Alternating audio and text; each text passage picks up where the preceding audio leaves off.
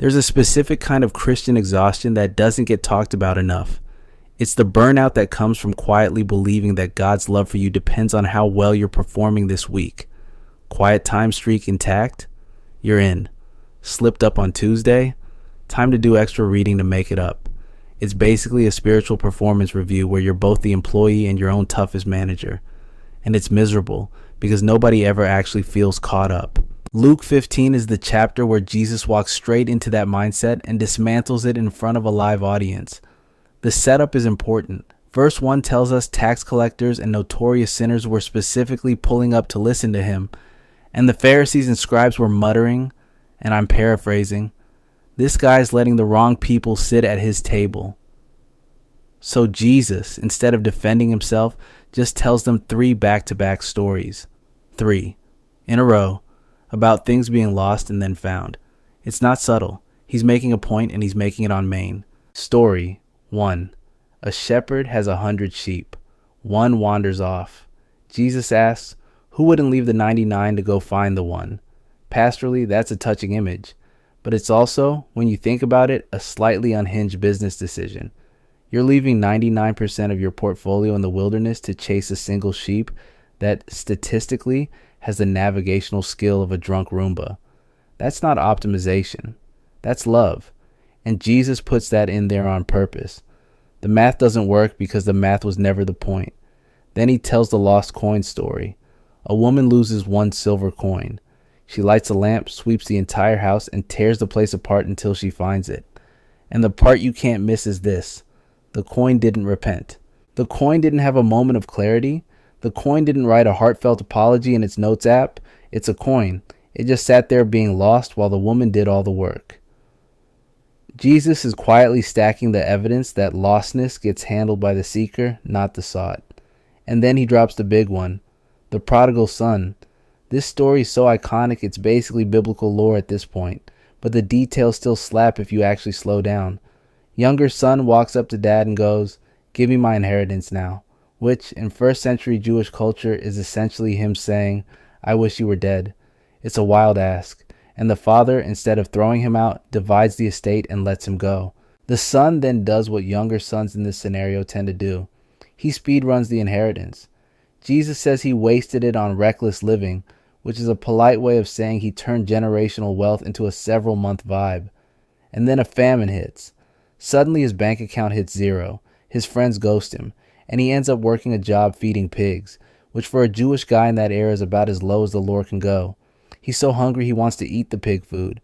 Things have gotten bleak. Verse 17 has one of the most underrated phrases in the whole Bible.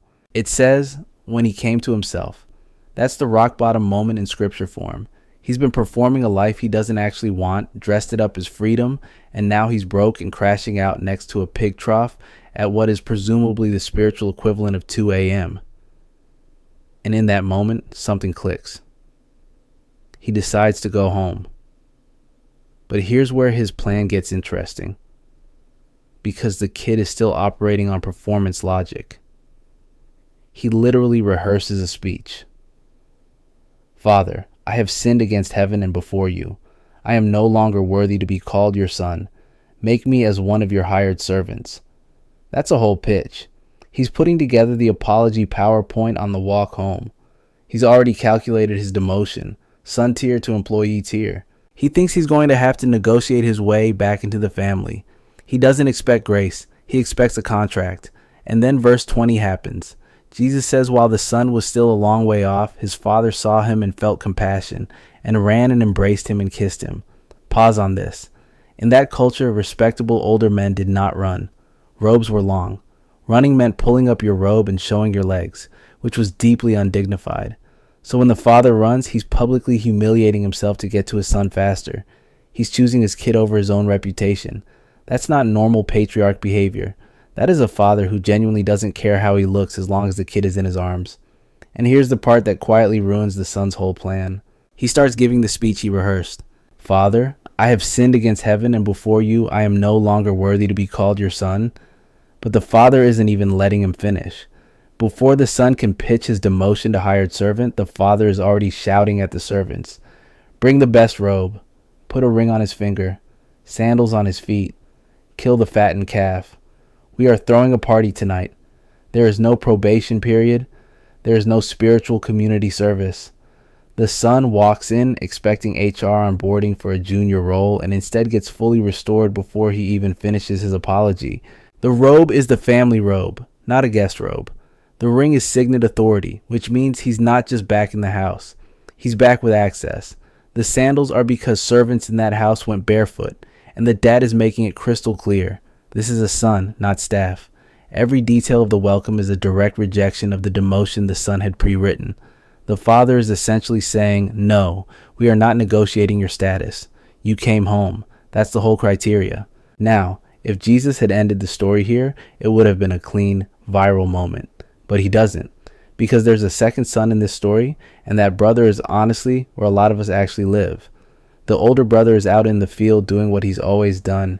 He comes back, hears music, asks the servant what's going on, and is informed that his entire family is currently in the middle of a celebration for the brother who ghosted them, and he is not having it. Verse 28 says he refused to go in. He's standing outside fuming with all the keeping the receipts energy of someone who has been silently building a case for years. The father again goes out, this time to him, and the older brother unloads. Look, all these years I have served you and never disobeyed your command, and yet you never gave me a young goat that I might celebrate with my friends. That sentence is so loaded. He didn't say you're my dad. He said I have served you. He's framing himself as an employee. He's been the responsible one, the reliable one, the one who showed up, and he's standing outside the party feeling like he was the loyal worker, and his brother got rewarded for being a disaster. That mindset is the quiet trap of religious performance, and it's everywhere. It's the spiritual version of being the eldest daughter at the family function. It's the LinkedIn Christian, the one keeping a private spreadsheet of every spiritual KPI hit since college. And the painful thing Jesus shows here is that this kid is also lost. He's been in the house the whole time and still doesn't actually know his father. He's been operating like an employee on the family payroll instead of an heir at the dinner table. And the father's response is what should genuinely wreck you. He doesn't shame him. He doesn't tell him he's being dramatic. He says, "Son, you are always with me, and all that is mine is yours." That line is wild. All of it. The whole inheritance. The whole house. Already his. He didn't need to earn a goat. He could have killed 3 fattened calves any Tuesday he wanted. He was so locked into employee mode that he never noticed he was already a son with full access. So here's where Luke 15 quietly hits you in the chest. The two brothers represent the two main ways people try to relate to God, and Jesus is gently showing that both of them are exhausting. One says, "I'll figure out my own life, then come back when I've earned it." The other says, "I've been good, so he owes me."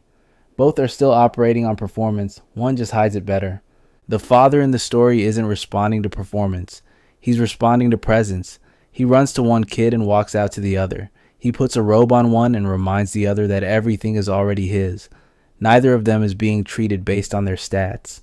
Both of them are being treated based on the fact that they are sons. This is the part where the "you don't have to perform for God" message stops being a soft Instagram caption and starts being a structural truth. If God's love is performance-based, then your worst day determines your standing. Your shame becomes a permanent membership tier. But Luke 15 is making the opposite argument.